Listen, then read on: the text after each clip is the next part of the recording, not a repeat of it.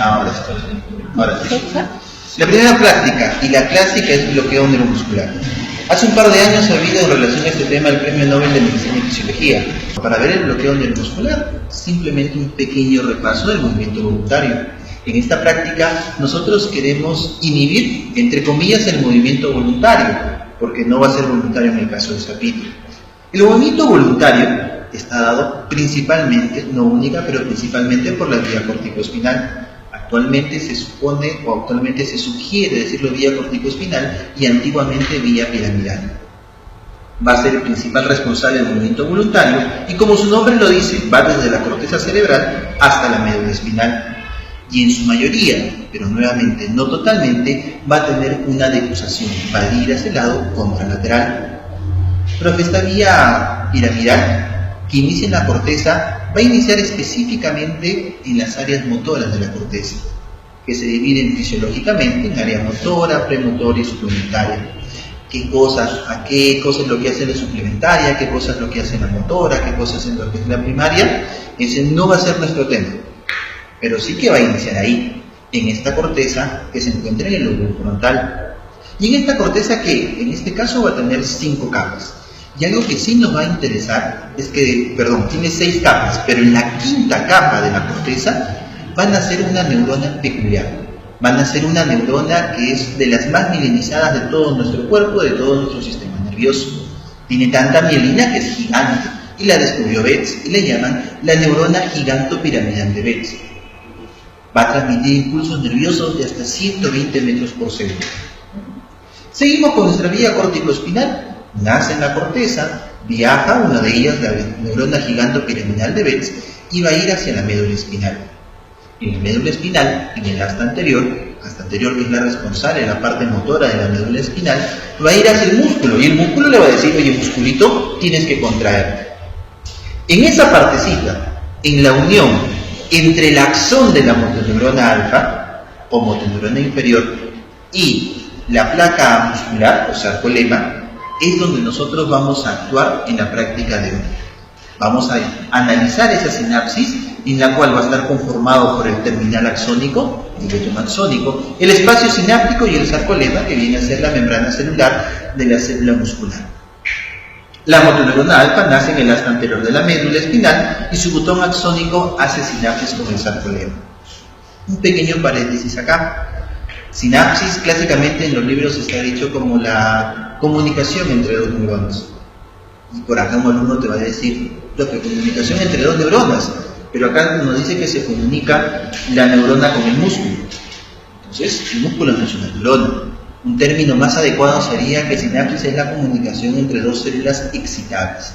Y ahí sí entran a tallar tanto la neurona como el músculo. Lo que decíamos, y en lo que nos vamos a abocar en esta partecita, es que del asta anterior va a nacer una neurona que, como va a llevar movimiento, se va a llevar neurona motora, y va desde la médula espinal hacia el músculo. Profe, y la neurona que iba desde la corteza hacia la médula espinal la vamos a llamar motoneurona superior, y a esta la vamos a llamar motoneurona inferior. Profe, pero yo he visto que le dicen alfa. Así, de acuerdo a la mielinización de las neuronas, se pueden clasificar en A, B y C.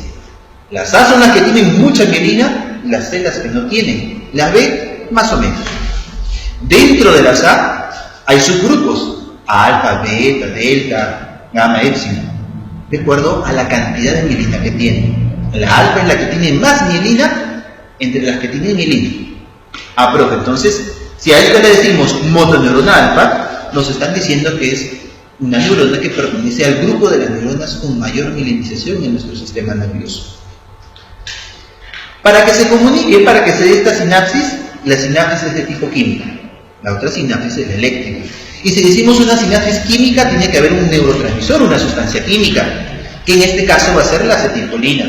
Y esta acetilcolina se va a almacenar en vesículas, que como están antes de la sinapsis, la vamos a llamar vesículas presinápticas. Quien va a acumular acetilcolina para que ante un estímulo lo puedan liberar al espacio sináptico, viaje por este espacio, llegue a su receptor en el músculo y produzca la excitación de la célula muscular con su posterior contracción. Cosas que no debemos olvidar de esta motoneurona alfa. La forma estrellada con su axón lo sabemos. Para la práctica de estricnina tenemos que recordar que a veces esta motoneuronal alfa va a tener unas recurrentes, va a tener unas ramitas. Y una rama que van a ser a nivel del primer nódulo de Ramvier, lo vamos a estudiar en la siguiente práctica. Acá quiero que se acuerden de que el impulso nervioso, la propagación, va a iniciar en el cono axónico. Va a ser una conducción saltatoria que va de nódulo en Ramvier en nódulo en Ramvier, hasta que llega a despolarizar la parte final de la motoneurona llamada botón axónico. Y los procesos que ocurren con eso son fenomenales. Profe, ¿y por qué va de nódulo en Ramvier en nódulo en Ramvier? Porque donde hay mielina, esa parte no tiene una gran conductividad eléctrica. ¿Y por qué no la tiene? Porque en esa parte no hay canales de sodio ni potasio voltaje dependientes, o lo hay en muy pequeña cantidad. Profe, ¿y esta mielina quiénes lo conforman? Si es en el sistema nervioso periférico, serán las células de Schwann. Si es en el sistema nervioso central, serán los oligodendrocitos. Algunas peculiaridades, cada una de ellas, que no es nuestro tema el día de hoy. Si nosotros decimos que en los nódulos de Ramvier es donde hay una mayor cantidad de canales de sodio y potasio voltaje dependientes, el lugar donde se inicia el impulso nervioso tiene que ser el lugar donde haya mucha mayor concentración de estos canales. Y estamos hablando del cono axónico, y es ahí donde empieza todo ese impulso nervioso. Estos canales de sodio y de potasio no van a ser tan similares como quizás lo creamos en una primera instancia. Y no solamente pueden tener un estado de abierto y cerrado, sino también hay un tercer estado inactivo para el caso del sodio. Por favor, hay que acordarnos, así como cuando nosotros decimos sed y se le viene a la cabeza una Coca-Cola, por ahí una Pilsen, no sé. Cuando ustedes escuchen canal de sodio, a la mente tiene que venirse despolarización. Y cuando escuchemos canal de potasio, repolarización. Canal de sodio, un estadio abierto o activado, en el cual permite el pasaje del sodio. Profe, después de activado, se inactiva. Ojo, no se cierra, sino se inactiva. Una secuencia de aminoácidos que se encuentra en la parte interior del canal va a bloquear el poro y no va a dejar pasar el sodio. Después pasan unos milisegundos más y el canal se cierra, para después recién abrirse. ¿Por qué tiene de importante esto? Es importantísimo. Para que el canal se pueda abrir, tiene que estar primero cerrado.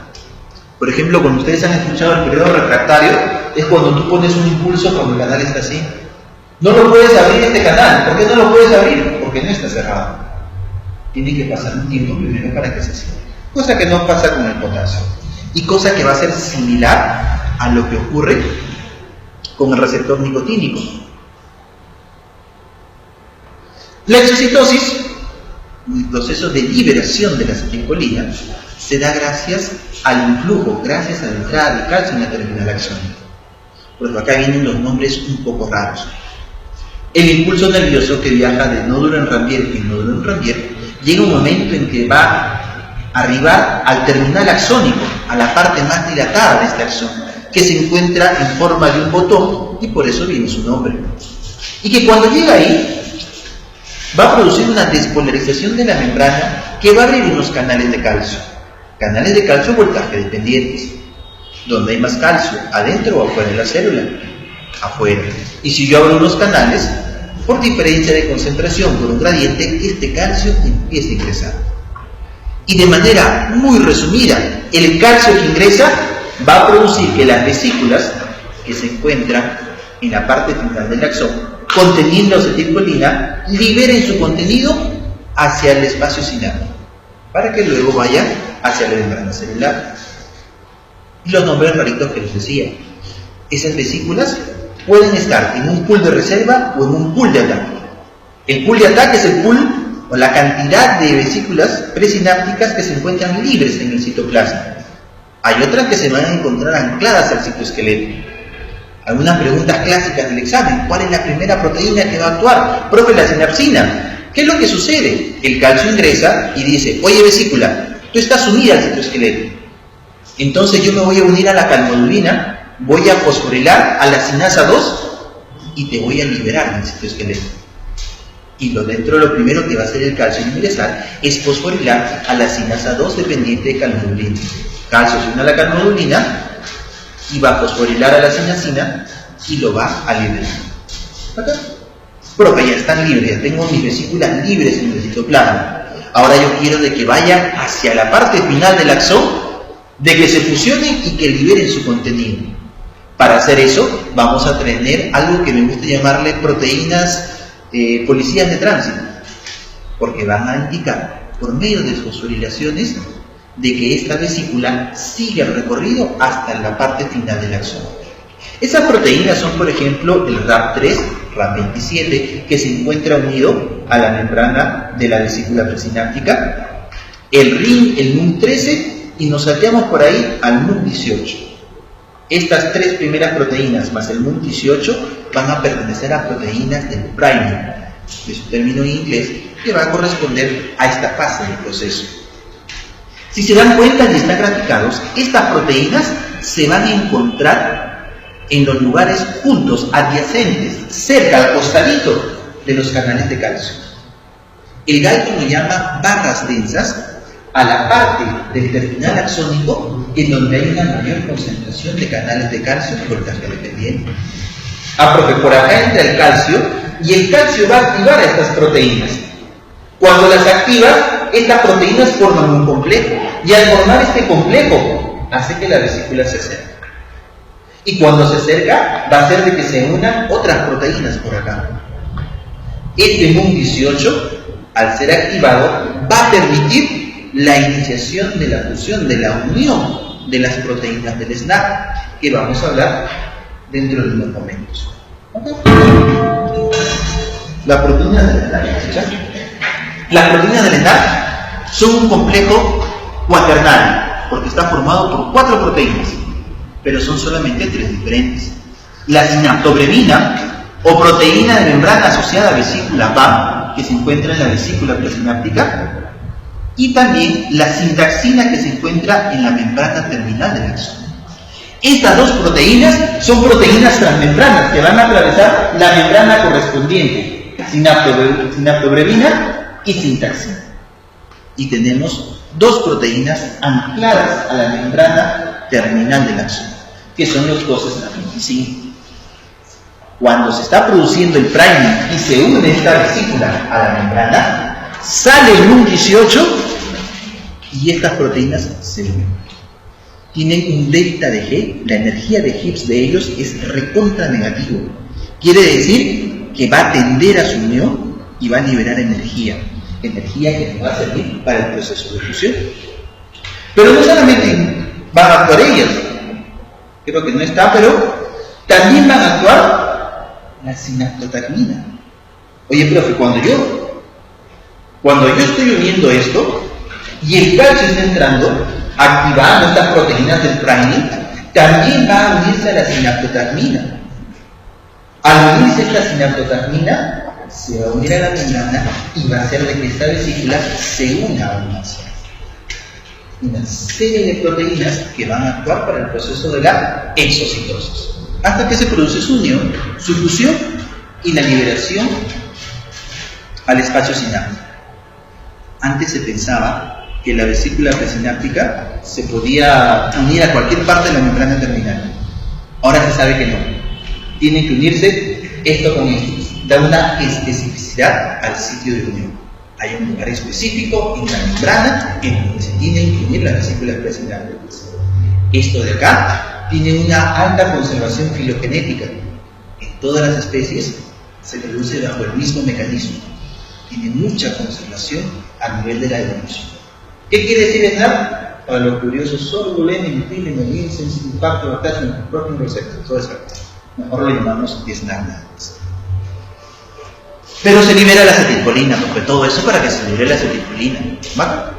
Esta acetilcolina que se libera va a viajar por el espacio sináptico. Y ahí ese camino no lo va a tener muy fácil. Cuando viaje por el espacio sináptico se va a encontrar con una enzima llamada la acetilcolinesterasa. Y esta acetilcolinesterasa va a hidrolizar a la acetilcolina, la va a destruir.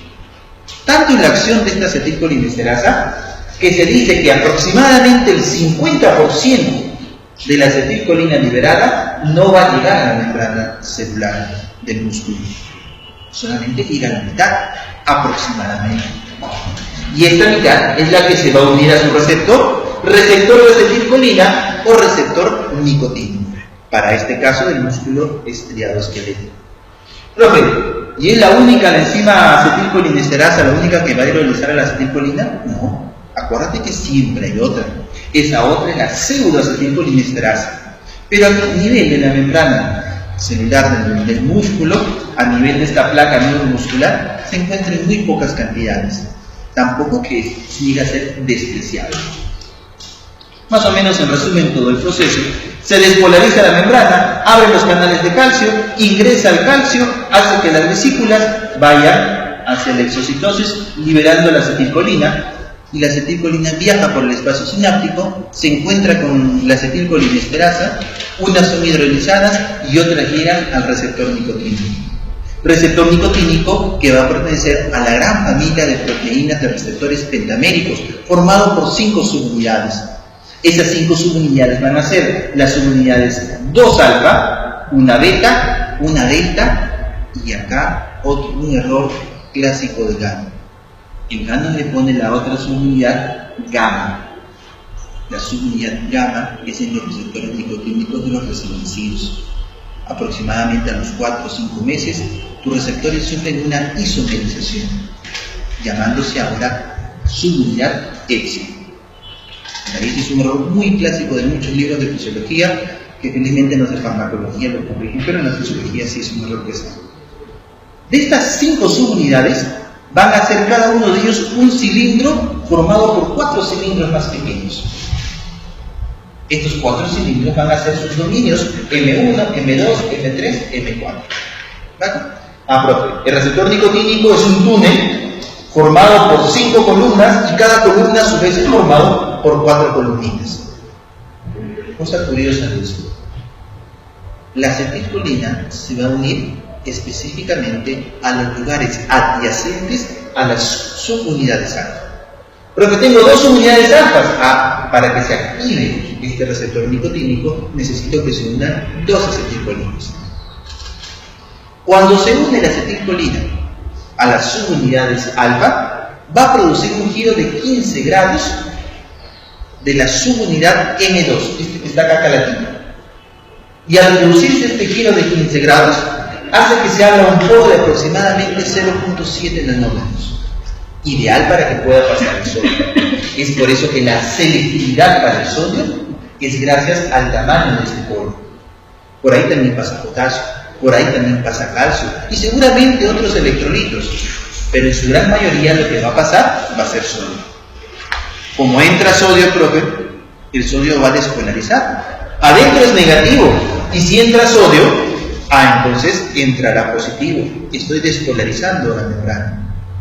La célula muscular, esta membrana que estoy despolarizando, se caracteriza por ser muy grande, muy gruesa. Una célula muscular han sido cientos de células mioblásticas cuando tú eras pequeñito, cuando estabas en la barriguita de tu mamá. Como es tan gruesa esta célula, la despolarización creada acá no tendría efecto en toda la célula. Y para que tenga efecto en toda la célula, la naturaleza ha tenido que crear una invaginación de la célula muscular, que tiene forma de una T, y por eso le llaman a esta invaginación túbulo T. Y este túbulo T, o por este túbulo T, va a viajar la despolarización y así va a poder despolarizar todo el ancho de la célula muscular.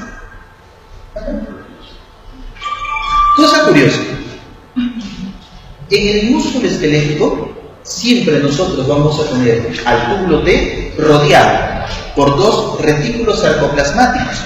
Van a estar pegaditos al costadito. Este es infiel. Este hay un túbulo T y tiene 2. Y en este retículo sarcoplasmático se acumula una gran cantidad de calcio.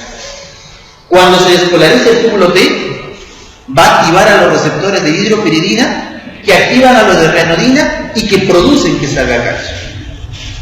En el caso de otro músculo estriado, el corazón es fiel. En el corazón solamente hay un retículo sarcoplasmático y un túbulo T, por ejemplo. Cuando veamos contracción cardíaca.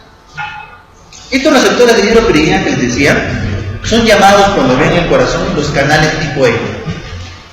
Este receptor de dihidropiridina van a estar formados en grupos de 4, más o menos como los de acá, profe, 4, y cada uno de ellos va a estar junto a un receptor de rianodina. A ver, profe, ¿cómo es? En la membrana del túbulo T, yo tengo los receptores de dihidropiridina. Cuando se despolariza, este dihidropiridina activa a los de rianodina, que están pegaditos. Y cuando activa a los de rianodina, por esos receptores empieza a salir el calcio. Y el calcio se une a la troponina C, desplaza la tropomiosina y toda la cosa. ¿Vale? Este receptor de dihidropiridina es en realidad un sensor de voltaje.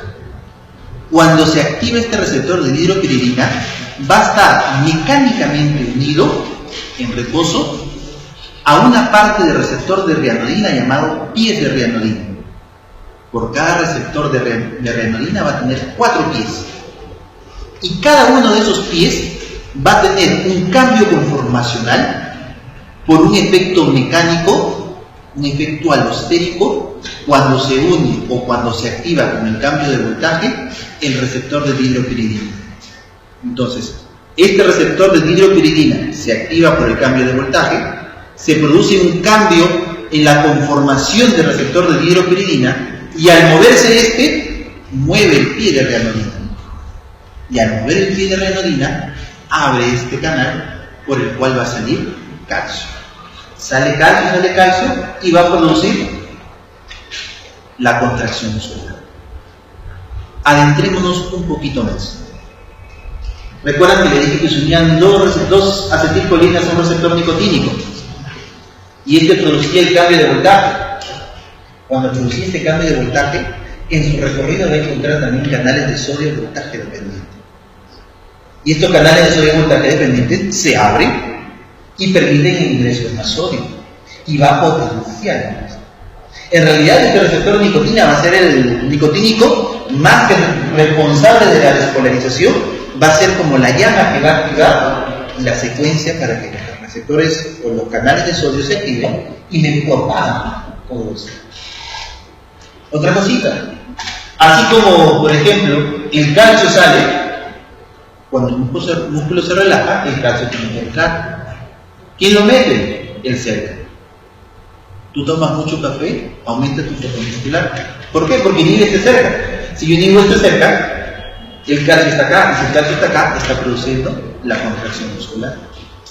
Por ejemplo, por ahí, cómo el calcio ayuda a nuestro rendimiento físico. ¿Vale? Más o menos, hasta acá, eso es lo fisiológico, eso es lo normal. ¿Recuerdan que les dije que la acetilcolina liberada y que viajaba por el espacio sináptico que medía entre 30 a 50 nanómetros, la mitad era hidrolizada y la otra mitad llegaba al receptor nicotínico? Acá. La que llegó al receptor nicotínico se quedó unida un par de milisegundos. Porque la acetilcolinesterasa dijo, oye, te salvaste en el camino, pero ahora que ya estás en el receptor, ahora sí te hidrolizo. A ver, profe. Receptor nicotínico. Viene la acetilcolina, le hace cosquillitas, se abre. Máximo 2-3 milisegundos es hidrolizada la acetilcolina y el receptor nicotínico se cierra. Profe, la fisiología es como la vida. Si se va una, ¿qué pasa? Viene la otra y lo abre. Viene la acetilcolinesterasa, no sé. Fisiológicamente, el receptor nicotínico está abriéndose y cerrándose, abriéndose y cerrándose. Eso es lo fisiológico, eso es lo normal. Cuando nosotros queremos bloquear esto, vamos a bloquear eso. Y lo podemos hacer de dos maneras, de acuerdo a que si deja el canal abierto o cerrado. Bloqueo neuromuscular, como les dije, puede ser no despolarizante. ¿Cómo es no despolarizante, profe? Viene un fármaco, se une y no lo abre. Es decir, no tiene actividad intrínseca. Y si no tiene actividad intrínseca, no va a producir cambio en el receptor nicotínico, pero sí va a ocupar el sitio de unión. Y por lo tanto no se va a poder abrir. Y si no se abre, no entra sodio. Y si no entra sodio, no se despolariza. Y si no se despolariza, no sale el calcio. Y si no sale el calcio, no hay contracción. ¿Quiénes usaban esto? Dicen en el Amazonas, acá en Sudamérica, ustedes veían con su flechita que ponían a los animales, les llegaba y el animal se paralizaba. Lo cazaban, se lo comían. Por ahí estudios también dicen que incluso los hombres ahí cuando querían casarse también a las chicas y las llevaban también para casarse. Pero no, ahora es como otra cosa. Si el no despolarizante lo deja cerrado, el despolarizante lo tendrá que dejar abierto. Y para entender el propio, si lo deja abierto, entra mucho sodio. Y si entra mucho sodio, hay mucha despolarización. Y si hay mucha despolarización, hay mucha salida de calcio. Y si hay mucho calcio, hay mucha contracción. Efectivamente. En una primera fase de esto, vamos a tener fasciculaciones. Pero después de unos milisegundos, este receptor nicotínico se inactiva. Y si permanece abierto, va a permanecer abierto pero inactivo. Y para que se vuelva a abrir, o para que deje volver a pasar sodio, tiene que cerrarse para poder abrirse de nuevo. Lo que pasaba con el canal de sodio. Profe, este receptor nicotínico se abre, ingresa mucho sodio, unos milisegundos después se inactiva. Y luego no lo vas a poder abrir nuevamente, entre comillas. ¿Por qué? No lo puedes abrir porque no está cerrado, está inactivo. Y si está inactivo ya no pasa sodio, y si no pasa sodio no se despolariza, y si no se despolariza no sale calcio, y si no sale calcio no hay contracción. Hoy lo vamos a ver. Esto de acá, el primero, para el bloqueo neuromuscular no despolarizante, la familia de los tuboculares. Por ejemplo, le echamos un fármaco, este fármaco se va a unir a los receptores nicotínicos y no va a permitir que la acetilcolina se una, y no se va a producir la contracción muscular porque no se despolariza la membrana celular. Las fases de este bloqueo, uno solo, parálisis plástica, nada más.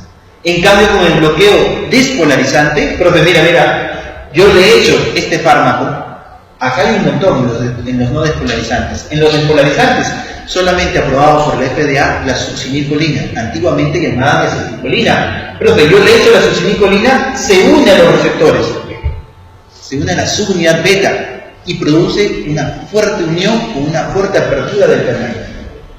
El canal nicotínico o receptor nicotínico se abre, ingresa mucho sodio y se produce las fasciculaciones.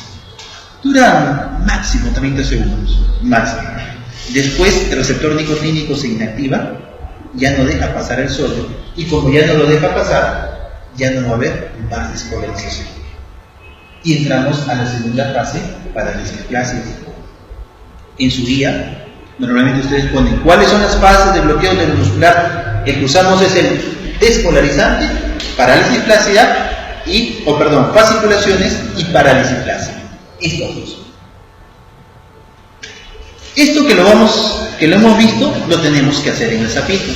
¿Cómo lo hacemos en el sapito? Lo primero, no es tema de hoy, pero lo que hacemos es el sapo espinal. Y cuando hacemos sapo espinal vamos a cortar las conexiones entre médula espinal y troncoencefálico.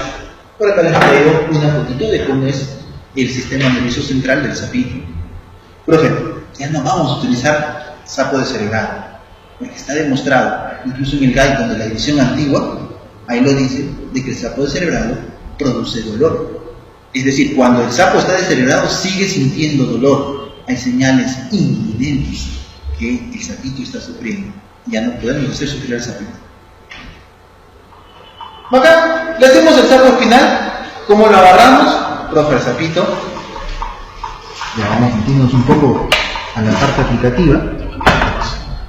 Ya saben que tienen que usar guantes, muchachos, siempre la bioseguridad. Lo agarramos al sapito. La manera más fácil de poder manipularlo es 3 dedos bajo el vientre, un dedo en la columna vertebral, en la parte dorsal, y con el otro van a manejar la cabecita. Para hacer el sapo espinal van a tener 3 técnicas que aparecen, 2 de ellas en los libros. Uno de ellos, tú dices, cabecita hacia abajo, y se va a formar una pequeña concavidad, ahí le das. Otro dice, cabecita hacia arriba, se forma un pliegue y elimina el pliegue. Ubicamos luego de estar el sapito, que el shock espinal en el sapito dura solamente 1 o 2 minutos. Lo pones en decúbito ventral y lo crucificas al sapito. ¿Baja? Una vez crucificado el sapito, lo sujetas con alfileres en las extremidades, se corta la piel del músculo de la pierna y debemos tener mucho cuidado con la piel alrededor de la rodilla, porque ahí tenemos unos vasos muy superficiales. Profe, ya, lo disecamos. Tenemos al musculito ahí. Ahora, ¿qué tenemos que hacer? Tenemos que identificar ciertas estructuras para poder hacer una mejor disección. En el muslo tenemos que identificar el vasto externo, el semimembranoso y el ilio peroneo. Profe, ¿cómo es esto? Tú vas a ver, cuando abras el sapito, 3 grupos musculares y van a estar en este nivel: vasto externo, semimembranoso y ilio peroneo. Y en la piernita, el peroneo y los gemelos. ¿Por qué es importante saber qué músculo estamos haciendo? Para que no te demores en buscarlo. Todo el mundo le vas a agarrar el estilete y le vas a decir: yo pincho acá, abro acá y ahí va a estar. Y lo vamos a encontrar, por ejemplo, al nervio ciático entre los músculos semimembranoso y el ilio peroneo. Si vamos a ver en la pierna más abajito, entre el peroneo y los gemelos. Y ojo, que para poder identificarlo debemos cortar primero la fascia lana, si no te va a estar interrumpiendo.